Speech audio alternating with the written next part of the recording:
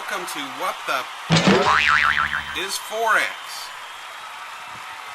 I just wanted to put this video out there, and I know there's a lot of mystique, a lot of interest in the foreign exchange market right now, and there's a lot of misconceptions and a lot of confusion going on, people trying to sell a lot of stuff, and I just thought I'd put this out there. And basically what I'm going to do in this video is briefly just give you a little background, a little information, maybe a few definitions, and a little overview of how all this goes on and what the is Forex. Okay, the foreign exchange market, more commonly known as Forex, is a world market for purchasing and selling currencies, all types of currencies from everywhere. The market sees a huge volume of transactions 24 hours a day, Monday through Friday. The market is closed Saturday and Sunday. These daily transactions total approximately $1.5 trillion US. That's right, $1.5 trillion. That's trillion with a T. In comparison, the United States Treasury bond market sees on average $300 billion in transactions each day, and the American stock market's about $100 billion each day. Very easy from these numbers to see that Forex, the foreign exchange market, is a huge market with tons of potential for both gains and losses. Yes, you can make a lot of money in Forex. You can also lose money, so it's good to be careful. The foreign exchange market itself was established in 1971 when fixed currency exchanges were abolished.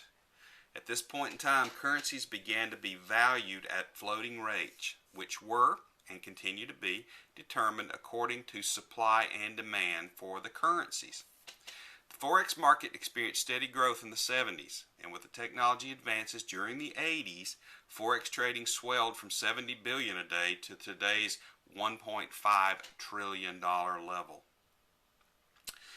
5,000 trading institutions currently make up the Forex market. These institutions include international banks, central government banks, companies, and brokers for all types of foreign currency exchange.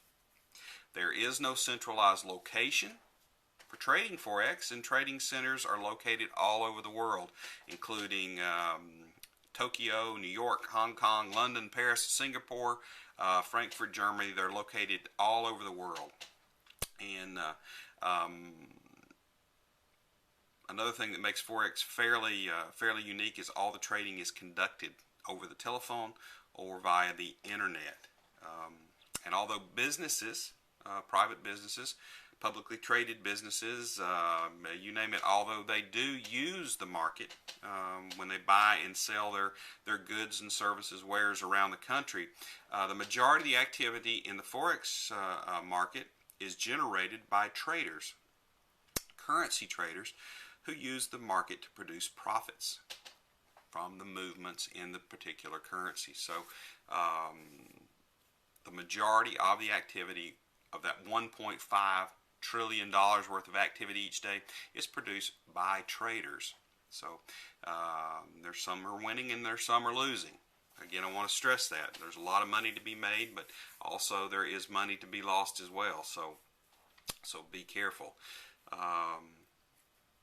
Of course, that's where my interests lie in making money, and probably where yours do too if you're watching this video. So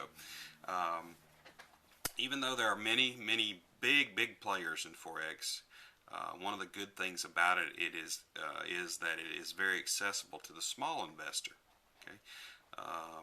Prior to recent changes in regulations, there were minimum transaction sizes, and traders were required to meet very strict financial requirements. But with the onslaught of internet trading, regulations have been changed and eased, which allow interbank units to be broken down into small lots rather than the huge lots that existed previously. Each lot worth about $100,000. Very accessible to the individual investor through leverage. Okay, and typically, lots of $100,000 can be controlled by $1,000 US. Basically, it's about a 10 to 1 deal through leverage. And of course, leverage is basically in a easy understand form is loans extended for trading. Forex markets does have many advantage over other markets when it comes to trading. Number one, Forex is a completely open market. Okay, so currency changes are due to fluctuations in national economies, and the news of these fluctuations and the economies are accessible to all traders at the same time. So there's no insider trading, no insider information. All that stuff that goes on in the stock markets does not exist in the Forex market. All the information is right out there and available to everybody at the same time in real time, typically with today's news cycle and the way we get our news and information. Another big asset for the Forex market is accessibility. The market's open 24 hours a day, Monday through Friday. It's open to all traders, big and large, big and small. The market opens on Monday morning, Australian time, and closes Friday afternoon, New York time. Traders can access the market from anywhere, provided they have phone service and or internet capability. The Forex market also is highly liquid. Investments in the Forex market are extremely liquid due to the sheer size of the market and the volume of trading. International banks are constantly providing bid and ask offers, and the high number of transactions per day ensures there are always buyers and sellers for any currency. So lots of buyers and sellers. Again, a lot of opportunity to make money. The Forex market also offers no commission trading.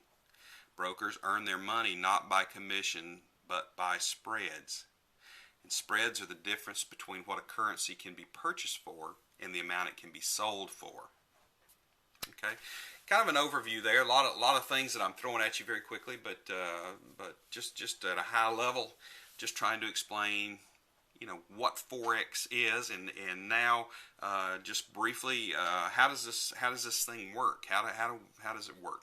So briefly, traders always trade currencies in pairs. For example, the U.S. dollar against the English pound, or the Japanese yen against the euro.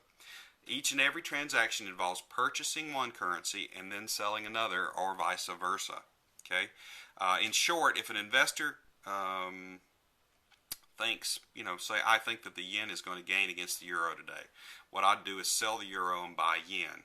Okay, so the potential for huge gain exists due to the volatility of the movement between the currencies. Small changes can result in big profits or big losses, so be careful and be prepared. Having said that, Forex is a relatively safe market for the investor, and I know I've been urging you to do your homework and to be careful, but Forex is a relatively safe market for the investor due to built-in safeguards that protect both the broker and the investor.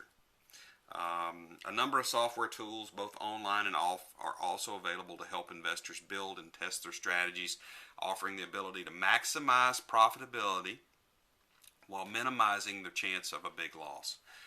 And of course, that's what you're looking for as you move forward and you find yourself an online platform or a software tool, whatever you're going to use to trade. You want one that will allow you to develop your online strategy, something that you can test over time that will work before you throw your money in it live. So that's a big thing there. Profit and loss is greatly dependent on developing a sound strategy, as I said, based on your aversion to risk or lack of it. And then, of course, you implement that strategy over time. In closing, I would encourage you to read and learn as much as you possibly can about the Forex market and how you trade in it, why you trade in it, those types of things. And sign up somewhere for an account, one of the online brokers, purchase one of the popular software platforms, and do one that allows you to do demo testing that you can run and you can test multiple strategies and see what works for you, what doesn't work for you based on your aversion, like I said, to risk or lack of it, and test those strategies in demo mode, in test mode, before you start trading live. That way you'll save yourself some money and you'll enjoy your Forex experience a lot more. Again, I thank you for watching this video, and I hope you found it useful.